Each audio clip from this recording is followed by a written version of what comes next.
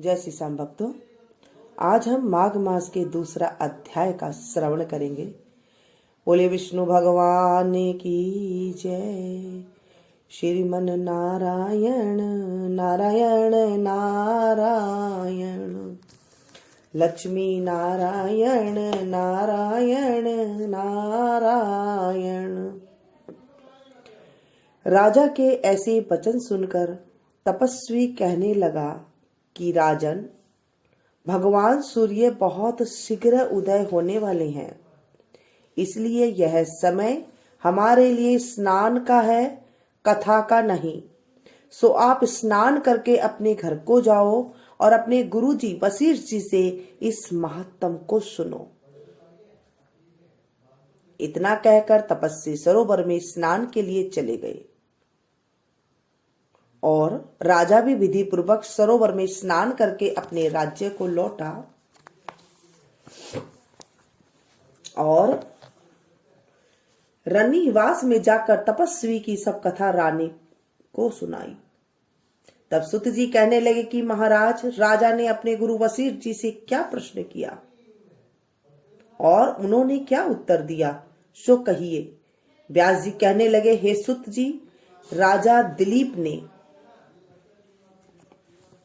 रात्रि को सुख से सोकर प्रातः समय ही अपने गुरु वशिष्ठ जी के पास जाकर उनके चरणों को छूकर प्रणाम करके तपस्वी के बतलाए हुए प्रश्न को अति नम्रता से पूछा कि हे गुरु जी, अपने आचार, दंड, नीति, राज्य, धर्म तथा चारों वर्णों के चारों आश्रमों की क्रियाओं, दान और उनके विधान, यज्ञ और उनकी विधियां, व्रत, उनकी प्रतिष्ठा तथा भगवान विष्णु की आराधना अनेक प्रकार से तथा विस्तार पूर्वक मुझको बतलाइए। अब मैं आपसे माघ मास के स्नान के महात्म को सुनना चाहता हूं। सो हे तपोधन, नियम पूर्वक इसकी विधि समझाइए। गुरु वशिष्ठ जी कहने लगे कि हे राजन, तुमने दोनों लोकों के कल्याणकारी, वनवासी तथा गृहस्थियों के अंतकरण को पवित्र करने वाले माघ मास के स्नान का बहुत ही सुंदर प्रश्न किया है। मकर राशि में सूर्य के आने पर माघ में स्नान का फल गो, भूमि, तिल, वस्त्र, स्वर्ण, अन्न, घोड़ा आदि दानों तथा चंद्रायण और ब्रह्माकुर्च व्रत आदि से भी अधिक होता है।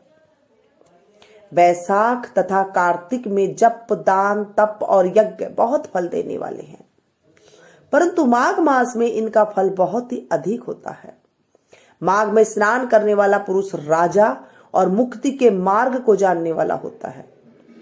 दिव्य दृष्टि वाले महात्माओं ने कहा कि जो मनुष्य माघ मास में सकाम या भगवान के निमित्त नियम पूर्वक माघ मास में स्नान करता है, वह अनंत फल वाला होता है। उसको शरीर की शुद्धि, प्रीति, ऐश्वर्य तथा चारों प्रकार के फलों की प्राप्ति होती है। अदिति ने 12 वर्ष तक मकर संक्रांति में अन्न त्याग कर स्नान किया, इसलिए तीनों लोकों को उज्जवल करने वाले 12 पुत्र उत्पन्न हुए।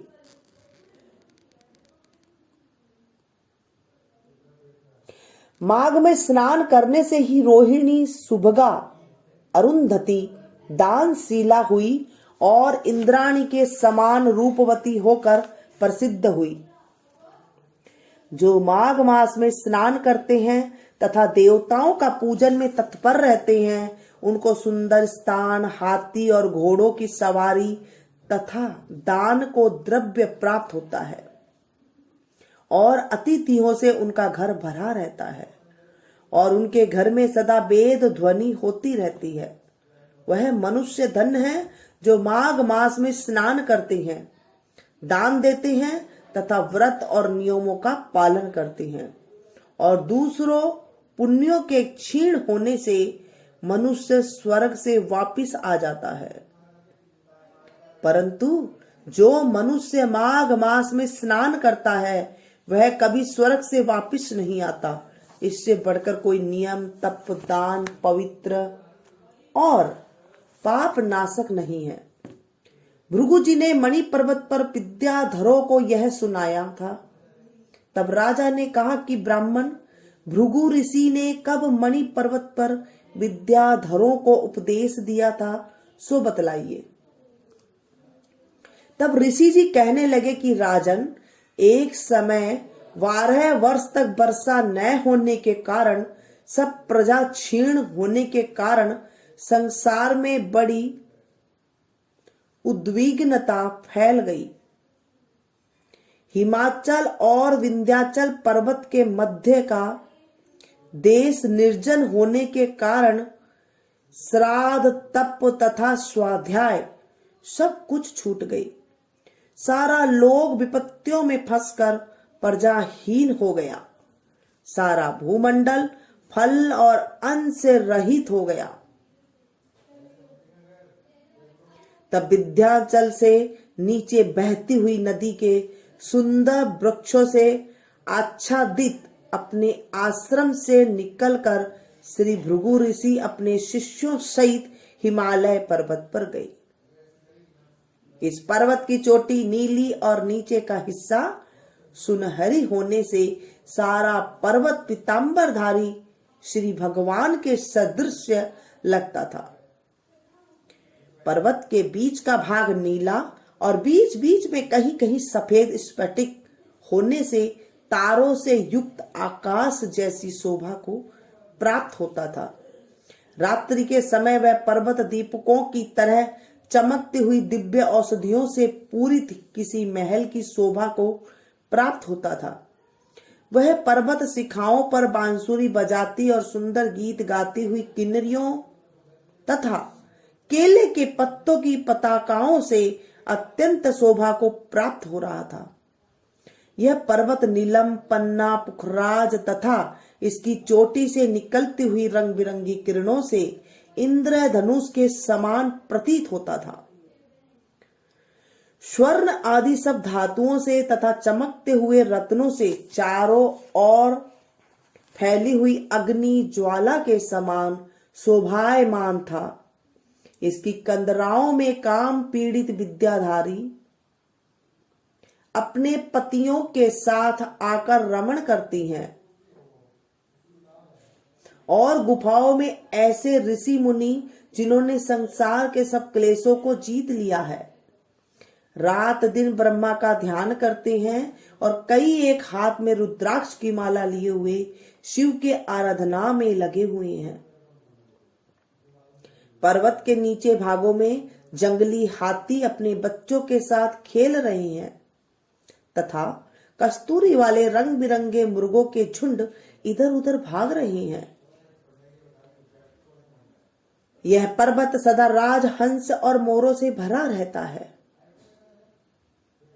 इसी कारण इसको हम कुंड कहते हैं। यहाँ पर सदैव ही देवता, गुह्यक और अप्सरा निवास करते हैं। बोलिए शंकर भगवान की जय, माघ मास की जय। आज हमने माघ मास का दूसरा अध्याय का स्मरण किया है। माघ मास में हम कुछ भी अच्छा करते हैं उसका हमें करोड़ों करोड़ों गुना फल की प्राप्ति होती है। जैसे हमने अधिक मास का स्नान किया था, कार्तिक मास का स्नान किया था, ऐसे ही माघ मास का अमोघ महत्व है। इस महीने में हम अगर किसी को अच्छी शिक्षा भी दे देते हैं, अच्छी सलाह भी दे देते हैं, तो भी हमारे जीवन से जो है नरक गामी जो दुर्गति होने वाली होती है वो दूर हो जाती है। ऐसा हमारा शास्त्र कहता है। माघ मास में सुबह सवेरे सूर्य उदय से पहले स्नान करने के बाद गंगा जल मिले तो आप थोड़ा सा गंगा जल जरूर बाल्टी में डाल लें, नहीं है तो आप थोड़े से काला तिल डाल करके आप स्नान करें। हो सके तो आप मौन रहें, क्योंकि माघ मास में मौन रहने का नियम थोड़ी देर के लिए आप ले लें, 1 घंटे के लिए, 20 मिनट के लिए, 2 घंटे के लिए, जितना आप रह सकते हैं नियम ले सकते हैं। इनके करने से हमारे जीवन में सुगमता की प्राप्ति होती है, अच्छे अवसर आते हैं, घर में सुख शांति की प्राप्ति होती है। आप 1 महीना माघ मास स्नान करके देखिए, आपको खुद ना खुद आपको कुछ बदलाव नजर आएगा। आज हम गंगा मैया की आरती करेंगे।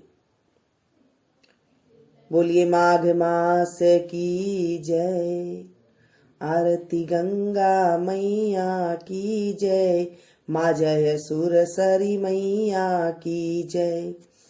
भववारिधि उद्धारिणी अति हृदय नैया, मैया अति दृढ़ नैया, आरती गंगा मैया। हरिपद पद में प्रसूता विमल वारी धारा, ब्रह्मदेव भागीरथी सुचि पुण्य गारा। शंकर जटा बिहारिणी हारिणी त्रैतापा, सगर पुत्र गण तारिणी हरिणी सकल पापा। गंगा गंगा जो जन उच्चारत मुख सो, दूर देश में स्थित भी तुरत तरत सुख सो। मृत की अस्थि तनिक तब जल धारा पावे, शोषण पावल हो कर परम धाम जावे। तब तटवासी तरुवर जल थल चर प्राणी, पक्षी पशु पतंग गति पावे निर्वाणी। मातु दयामति कीजे दीनन पर दाया, प्रभु पद पद में मिला कर हर लीजे माया। आरती गंगा मैया, माँ जय सुरसरी मैया, भववारिधि उद्धारिण अति सुदृढ़ नैया। बोलो गंगा मैया की जय। माह के महीने में गंगा स्नान के और तीर्थ का बहुत ज्यादा महत्व है, प्रयाग का बहुत ज्यादा महत्व है। तो अगर आप स्नान करने तीर्थ नहीं जा सकते हैं तो घर में ही इनका नाम अवश्य लेकर के आप स्नान करें। जब आप बाल्टी में जल भरते हैं उसके बाद थोड़ी देर आप गंगा जमुना गोदावरी इनका नाम लेकर के आप स्नान करें तो हमें तुरंत ही वो गंगा मैया का जो स्नान करने का पुण्य होता है वो मिल जाता है। या फिर हर गंगे इस तरह से कह करके भी हम स्नान करते हैं। दान के लिए आप कुछ भी दान दे सकते हैं, जो भी जैसे कोई फ्रूट है वो आप दान में दे सकते हैं। 1 कटोरी अगर हम आटा भी देते हैं तो वो भी हमें करोड़ों गुना होकर के मिलता है। तो हो सके जितना आप अच्छा काम कीजिए, दान पुण्य कर सके तो दान पुण्य कीजिए, जो आपको अच्छा लगे वो कर सकते हैं। मिलती हूँ फिर से एक नई वीडियो में नई जानकारी के साथ, तब तक आप लोग देखते रहिए मनुष्य संगीत।